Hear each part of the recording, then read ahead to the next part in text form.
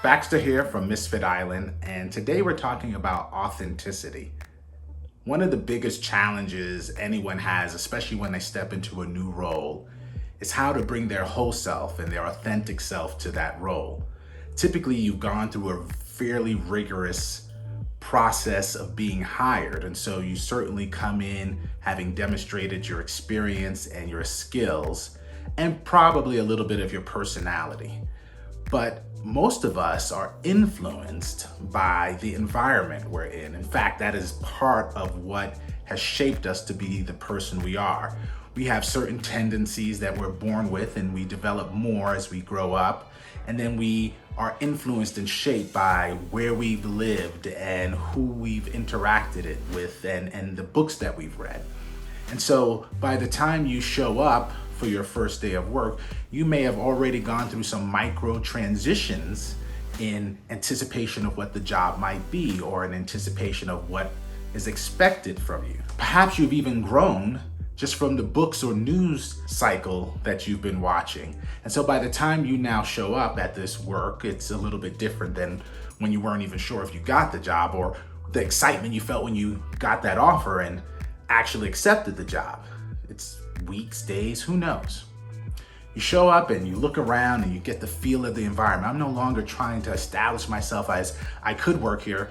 You're working here, right? You're established. And it could be that you're in your home office like I am, and now you're showing up on your first Zoom call or your first onboarding experience. And now you're presenting, this is the me of today. And whatever is expected of you as you continue throughout that day and that week will continue to shape and morph you. So how do you bring your authentic self? The one that is sustainable, the one that you don't have to put in a lot of energy to showcase to the world, but is you, which gives you much more of an ability to be less stressed, to not use up all of your energy because you're just being you. You're being you every day. And that could be someone who's ultra focused and ultra detailed, or very relational and is able to converse easily and draw energy from other people in a positive way. Not that you're depleting them, but you're drawing energy from them, and you're able to do something with it and put back that self into the world, and the thoughts and the experience and the skills and the personality are all coming together to make that work environment better. And the key, this is the key to that authenticity, is to become self-aware. Who are you? And there are lots of different ways. There's certainly various behavioral and personality tests you can take. And the more you take, actually, the more that it continues to resonate and help you understand you. Once you understand you, you can start putting things in place to validate or to measure, am I being more me or am I being less me? Am I moving away from who I am, or am I moving more authentically to who I am?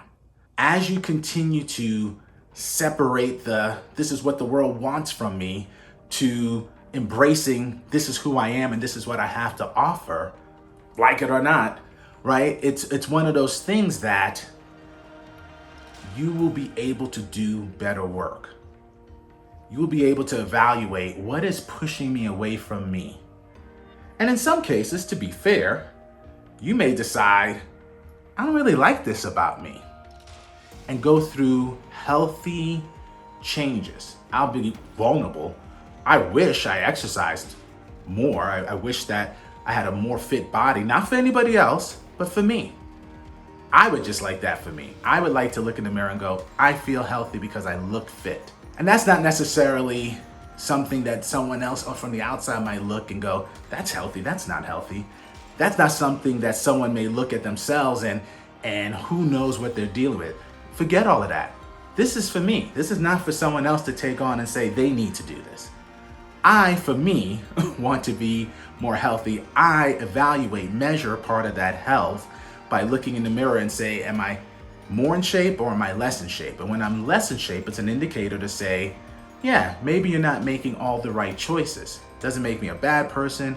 It just means that if I have that as my goal, I simply need to choose to make healthier decisions so that I, in turn, can say, well, I'm doing the right things, but I don't look healthy. What else is wrong? Or I'm doing the right things and I see the results, and therefore I have embraced that choice.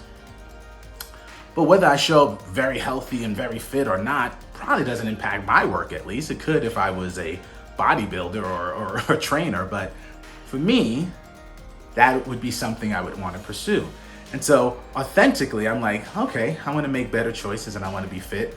If I show up to work and I'm not feeling my best or my greatest, that might impact my work. So there's some truth there. But for you and for me, we have to say, who is it that we are? What might need to be adjusted so that it feels better? But ultimately, I'm not going to change because someone else said I have to be that. I have to change. I have to do it for them. I have to do it for the world.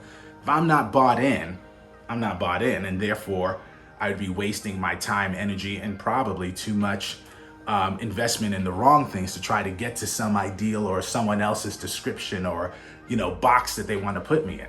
I want to be me because me is enough. I want to be me because I believe that me has a lot to offer other people. And you too have a lot to offer other people. But how much are you being manipulated by the forces around you? How much are you embracing you? And sometimes you just don't know unless you become self-aware. And when you're self-aware, you can better determine when you are or aren't where you need to be. I hope that's helpful. I wanted to just share from the heart. Be authentic, but now hopefully you have a few more tools to understand what that even means. I recommend you take some time, sit down, journal, take some of these online tests, see what really resonates with you. Don't just buy them hook, line, and sinker as if that is absolutely who you are, but use that as a guide to self-reflect, figure out who you are, and then be the best version of yourself. And be aware when you're moving away from it. And maybe there are times when you feel like you have to. I would say for the most part, let's use the 80-20 rule. 80% of the time you will not have to change who you are, but you may have to make some choices out of that. But being aware is the key.